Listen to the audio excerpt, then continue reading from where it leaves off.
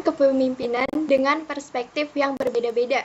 Antara lain, yang pertama ada dari Hemphill dan Cons tahun 1957 yang mendefinisikan kepemimpinan sebagai perilaku dari seorang individu yang memimpin aktivitas-aktivitas suatu kelompok ke suatu tujuan yang ingin dicapai bersama atau shared goal. Yang kedua, ada dari J.M. Pfiffner mengemukakan bahwa kepemimpinan adalah seni mengkoordinasi dan memberi arah kepada individu atau kelompok untuk mencapai tujuan yang diinginkan. Yang ketiga ada dari Otteng Sutisna yang mengemukakan bahwa kepemimpinan adalah kemampuan mengambil inisiatif dalam situasi sosial untuk menciptakan bentuk dan produk baru, merancang dan mengatur perbuatan, dan dengan berbuat begitu membangkitkan kerjasama ke arah tercapainya tujuan. Dari penjabaran tersebut, maka kepemimpinan dapat diartikan sebagai suatu proses kegiatan seseorang untuk mempengaruhi, menggerakkan, dan mengkoordinasikan individu atau kelompok agar terwujud hubungan kerjasama dalam upaya mencapai tujuan yang telah ditetapkan. Seringkali, kepemimpinan disamakan dengan pemimpin, padahal keduanya memiliki perbedaan makna. Pemimpin merupakan seseorang yang memiliki tugas memimpin, sementara kepemimpinan merupakan bakat atau sifat yang harus dimiliki oleh seorang pemimpin. Sutopo dan Sumanto 1982 menjelaskan bahwa kepemimpinan pendidikan ialah kemampuan untuk mempengaruhi dan menggerakkan orang lain untuk mencapai tujuan pendidikan secara bebas dan sukarela. Dapat ditambahkan, menurut Dirawat dan kawan-kawan, kepemimpinan pendidikan adalah sebagai satu kemampuan dan proses mempengaruhi, mengordinasi, dan menggerakkan orang-orang lain yang ada hubungannya dengan pengembangan ilmu pendidikan dan pelaksanaan pendidikan dan pengajaran agar tercapai tujuan secara efektif dan efisien. Untuk materi kedua yaitu ada fungsi kepemimpinan dalam pendidikan. Sejalan dengan kompleksitas dan keunikan institusi pendidikan, kepemimpinan pendidikan mempunyai fungsi sebagai berikut. Kepemimpinan pendidikan sebagai manajer, sebagai pemimpin, dan sebagai pendidik. Akan tetapi, secara lebih rinci, Departemen Pendidikan Nasional atau Depdiknas membagi fungsi kepemimpinan pendidikan menjadi 7, yaitu 1. Sebagai pendidik atau educator, 2. Manajer, 3. Administrator, 4. Supervisor atau penyelia, 5. Leader atau pemimpin, 6. Inovator, dan 7. Motivator. 7 fungsi kepemimpinan itu sering disebut dengan istilah EMASLIM. Fungsi kepemimpinan sebagai edukator atau pendidik mencakup 7 aspek, yaitu prestasi tenaga pendidik, kemampuan membimbing tenaga pendidik, kemampuan membimbing karyawan, membimbing siswa, mengembangkan staf, kemampuan belajar dan mengikuti perkembangan iptek, dan kemampuan memberi contoh mengajar. Sementara itu, fungsi kepemimpinan pendidikan sebagai manajer mencakup aspek-aspek kemampuan menyusun program, menyusun organisasi kepegawaian dalam institusi pendidikan, menggerakkan staf, dan aspek kemampuan mengoptimalkan daya institusi pendidikan. Fungsi kepemimpinan pendidikan sebagai administrator mencakup kemampuan mengelola administrasi kegiatan belajar mengajar, serta bimbingan dan konseling, kesiswaan, ketenagaan, keuangan, sarana dan prasarana, maupun aspek kemampuan mengelola administrasi persuratan. Untuk materi yang ketiga yaitu ada peranan kepemimpinan dalam pendidikan. Yang pertama itu sebagai kapten, yaitu seorang pemimpin harus mampu menetapkan arah dengan jelas dan cepat, bekerja mengatasi kompleksitas isu-isu penting, mengenali masalah dan peluang, serta mengambil keputusan yang tepat.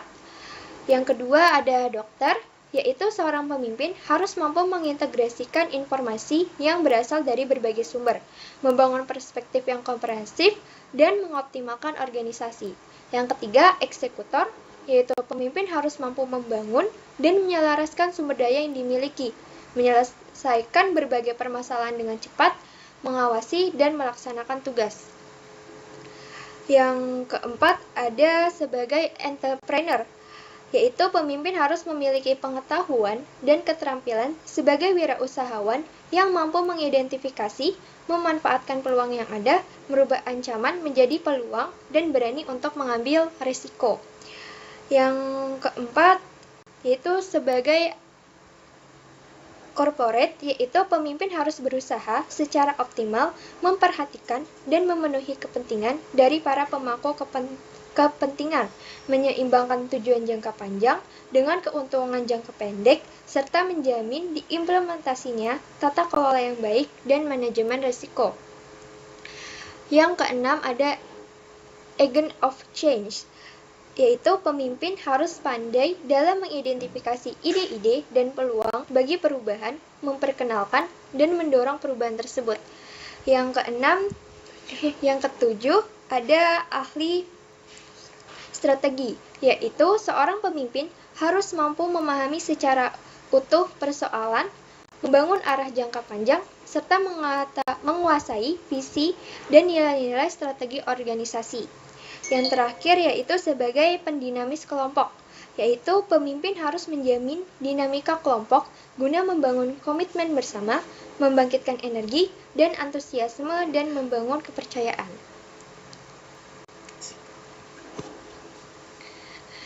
Mungkin sekian pemaparan materi dari saya. Untuk materi selanjutnya akan dijelaskan oleh rekan saya, yaitu Afita. Kepada Afita saya persilahkan. Baik, terima kasih kepada moderator. Selanjutnya yaitu materi ciri-ciri yang dimiliki oleh seorang pemimpin. Menurut Harel, sifat utama kepemimpinan adalah yang pertama kemauan keras, kedua mementingkan hal-hal yang lahir, yang ketiga kebutuhan akan kekuatan, yang keempat kebutuhan akan prestasi. Sedangkan menurut Kate Davis, bahwa seorang pemimpin harus memiliki 5 sifat utama, yaitu kecerdasan, kematangan sosial, motivasi dari dalam, sikap orientasi hubungan antar manusia, dan keluasan pandangan sosial. Kemudian ada jenis-jenis pendekatan dan model dalam kepemimpinan pendidikan. Yang pertama yaitu pendekatan sifat. Keberhasilan seorang pemimpin sangat dipengaruhi oleh sifat-sifat personalnya. Selain dari keterampilan dan keahlian yang dimilikinya, sifat-sifat pribadi ini dianggap sebagai jaminan bagi keberhasilan gaya kepemimpinan individu tersebut. Yang kedua yaitu pendekatan perilaku. Pendekatan perilaku adalah pendekatan yang berdasarkan pada keyakinan bahwa kesuksesan atau kegagalan seorang pemimpin ditentukan oleh kemampuan dan gaya kepemimpinan yang mereka terapkan dalam tugas sehari-hari mereka. Yang ketiga yaitu pendekatan pengaruh kekuasaan.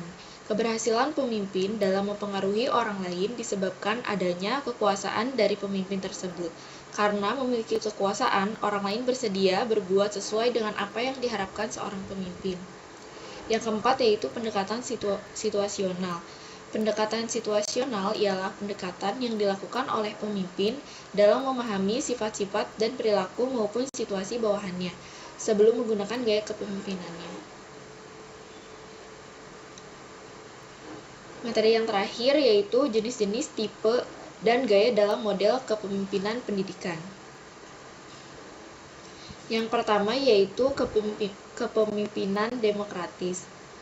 Tipe kepemimpinan demokratis ditandai dengan adanya partisipasi dalam penentuan tujuan serta perpaduan berbagai pendapat atau pikiran untuk menentukan cara-cara terbaik dalam pelaksanaan pekerjaan. Yang kedua yaitu kepemimpinan otoriter. Tipe kepemimpinan otoriter adalah pendekatan kepemimpinan yang sangat sentralistik di mana pemimpin menganggap bahwa kekuasaan mutlak berada dalam kendalinya. Yang ketiga yaitu kepemimpinan karismatik. Kepemimpinan karismatik menitik beratkan pada karakteristik kualitas unik seorang pemimpin yang mampu menghasilkan kepatuhan dan pengikut setia. Pemimpin karismatik memiliki daya tarik dan wibawa yang kuat sehingga dipercayai oleh pengikutnya.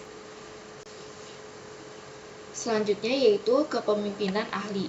Tipe dan gaya kepemimpinan ini didasarkan pada keahlian atau keterampilan tertentu yang dimiliki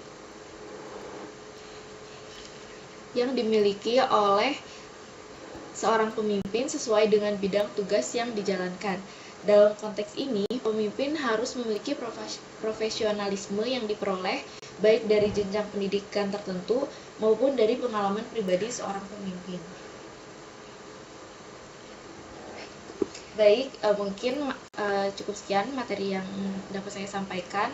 Saya kembalikan lagi ke moderator. Baik, terima kasih kepada Avita yang telah memaparkan materinya. Mungkin di sini kita akan masuk ke sesi tanya jawab. Bagi teman-teman yang mungkin punya pertanyaan terkait materi kepemimpinan pendidikan ini, boleh langsung saja raise hand ya teman-teman.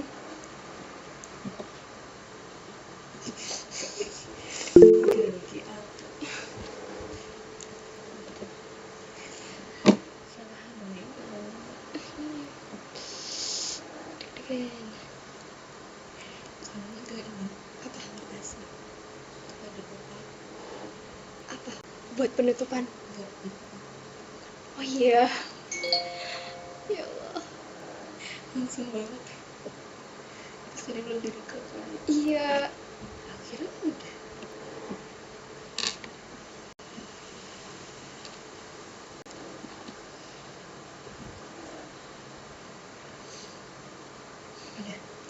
Udah berapa? 1, 2, 3, 4, 5, 6, 7, 8, 9, 2 lagi.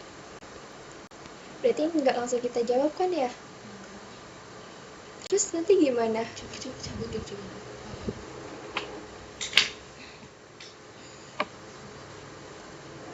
Masih cici.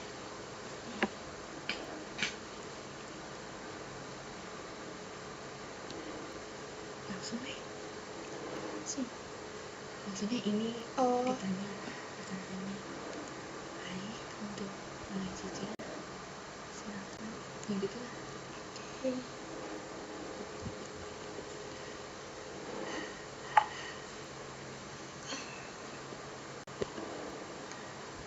Masih 8 berkurang. Nggak apa-apa sekarang.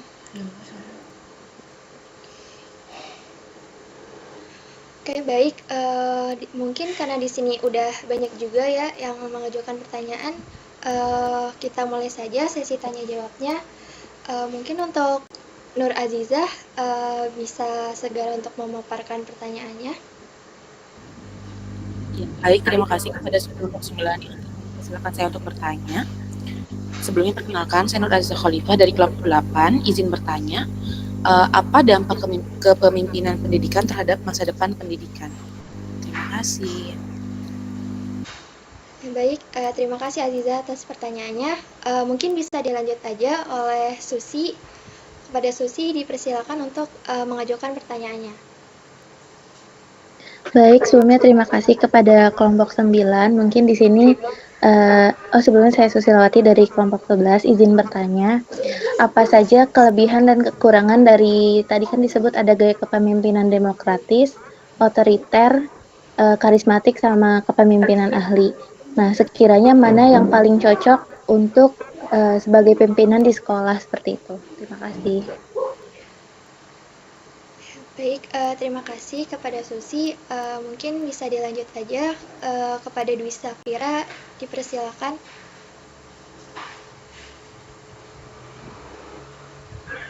Baik, terima kasih kepada kelompok 8. Di sini saya mau tanya, saya Dwi Safira dari kelompok 3. Bagaimana cara kamu apabila menjadi seorang kepemimpinan pendidikan untuk menghadapi konflik yang terjadi di pendidikan? Terima kasih.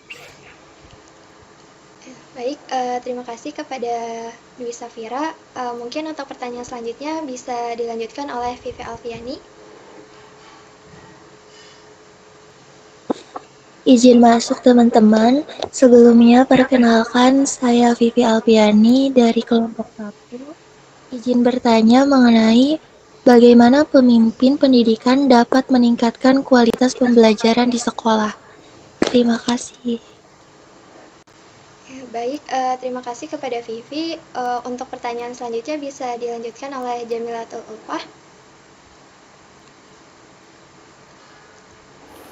Baik, saya Jamilatul Ulfa dari kelompok 12, izin bertanya. Bagaimana cara kepemimpinan otoriter dapat diterapkan dengan baik dalam dunia pendidikan? Baik, terima kasih kepada Ulfah. Untuk pertanyaan selanjutnya bisa dipaparkan Salsabila.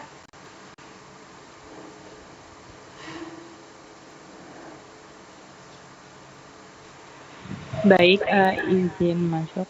Saya Salsabila Saksaningrum dari kelompok 7, izin bertanya.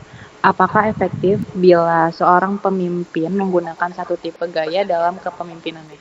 Terima kasih. Baik, terima kasih kepada Salsa. Untuk pertanyaan selanjutnya bisa dilanjutkan oleh Raras Arum. Baik, saya Rarsa Arum dari kelompok 5, izin bertanya, apa langkah-langkah konkret yang dapat diambil oleh seorang pemimpin pendidikan untuk meningkatkan partisipasi siswa dan orang tua dalam proses pembelajaran? Terima kasih. Baik, untuk pertanyaan selanjutnya mungkin bisa dilanjutkan oleh Marlina. Baik, sebelumnya perkenalkan nama saya Marlina Alsya dari kelompok 4. Izin bertanya, bagaimana kompetensi yang harus dimiliki bagi kepala sekolah sebagai pemimpin di dalam satuan pendidikan, serta bagaimana cara pengembangan kompetensi kepala sekolah yang terstruktur dan terukur. Terima kasih. Baik, untuk pertanyaan selanjutnya mungkin bisa untuk Fitri dipaparkan. Baik, terima kasih kepada kelompok 9 yang telah mempresentasikan materi. Pertanyaannya, bagaimana kepemimpinan dalam dunia pendidikan dapat memimpin inovasi dan juga adaptasi terhadap perkembangan teknologi serta tuntutan zaman sambil tetap memelihara nilai-nilai inti pendidikan. Terima kasih. Baik, terima kasih kepada Fitri. Mungkin untuk pertanyaan selanjutnya bisa dipaparkan Abdul.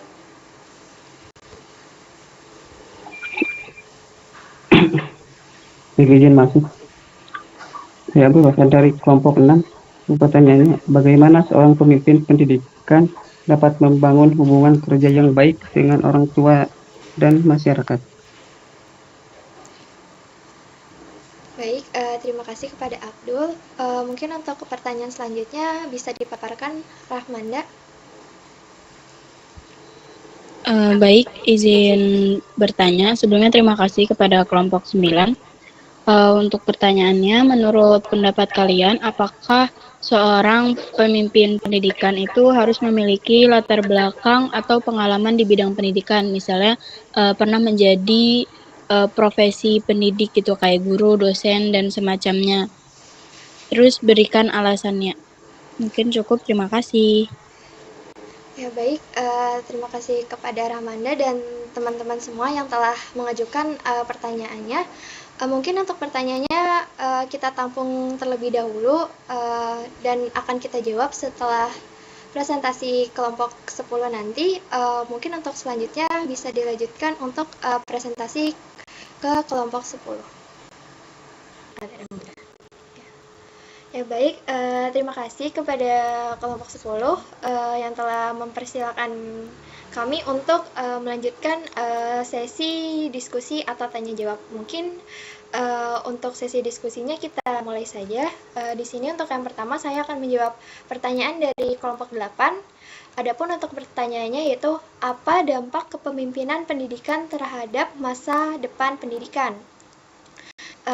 Kepemimpinan pendidikan ini memiliki dampak yang signifikan terhadap masa depan pendidikan. Seorang pemimpin pendidikan yang visioner dan progresif dapat menjadi katalisator untuk inovasi, perubahan, dan peningkatan kualitas pembelajaran. Melalui pengembangan visi yang jelas, pembangunan budaya sekolah yang inklusif, dan penanaman semangat keunggulan, pemimpin pendidikan dapat membimbing institusi menuju transformasi positif. Dengan adopsi pendekatan yang adaptif terhadap perkembangan teknologi dan perkembangan pendidikan, pemimpin dapat membentuk lingkungan belajar yang relevan dengan tuntutan zaman. Selain itu, pemimpin pendidikan yang efektif dapat merangsang kolaborasi yang kuat antara guru, siswa, orang tua, dan komunitas, menciptakan ekosistem pendidikan yang holistik dan berkelanjutan. Oleh karena itu, peran pemimpin pendidikan memiliki dampak jangka panjang terhadap perubahan dan evolusi pendidikan, membentuk generasi yang siap menghadapi tantangan masa depan dengan keterampilan dan pengetahuan yang relevan. Mungkin untuk pertanyaan selanjutnya akan dijawab oleh rekan saya, yaitu Afita Nur Arisa. Kepada Afita, saya persilakan. Baik, untuk selanjutnya di sini saya akan menjawab pertanyaan dari kelompok 7. Pertanyaannya yaitu, apakah efektif bila seorang pemimpin menggunakan satu tipe gaya dalam kepemimpinannya? Meskipun setiap tipe gaya kepemimpinan memiliki keunggulan dan kelemahan masing-masing, keefektifan seorang pemimpin tidak sepenuhnya tergantung pada penggunaan satu tipe gaya kepemimpinan. Sebaliknya, keberhasilan seorang pemimpin lebih sering terletak pada kemampuannya untuk memadukan dan menyesuaikan gaya kepemimpinan sesuai dengan situasi dan kebutuhan tim atau organisasinya.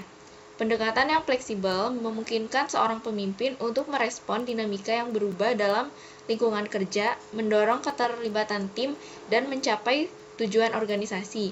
Oleh karena itu, sifat adaptif dan kemampuan membaca konteks menjadi kunci dalam kepemimpinan yang efektif, memungkinkan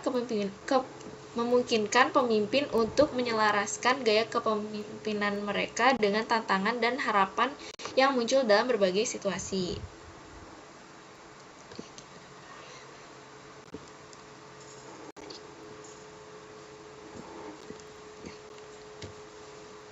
Untuk selanjutnya, saya akan menjawab pertanyaan dari kelompok 3, yaitu bagaimana cara kamu apabila menjadi seorang kepemimpinan pendidikan untuk menghadapi konflik yang terjadi. Sebagai seorang pemimpin pendidikan, pendekatan terhadap penyelesaian konflik menjadi krusial dalam menciptakan lingkungan belajar yang harmonis. Kami akan mengadopsi pendekatan proaktif dengan memastikan komunikasi terbuka dan jelas antara semua pihak yang terlibat. Langkah pertama adalah mendengarkan secara empatik terhadap perasaan dan perspektif semua individu yang terlibat dalam konflik. Selanjutnya, kami akan memfasilitasi dialog terstruktur untuk mencari solusi bersama dan menciptakan pemahaman bersama. Selain itu, kami akan mengidentifikasi akar penyebab konflik dan mengembangkan strategi pencegahan untuk mencegah konflik serupa terjadi di masa depan. Keberhasilan penyelesaian konflik juga memerlukan kebijakan yang adil dan transparan.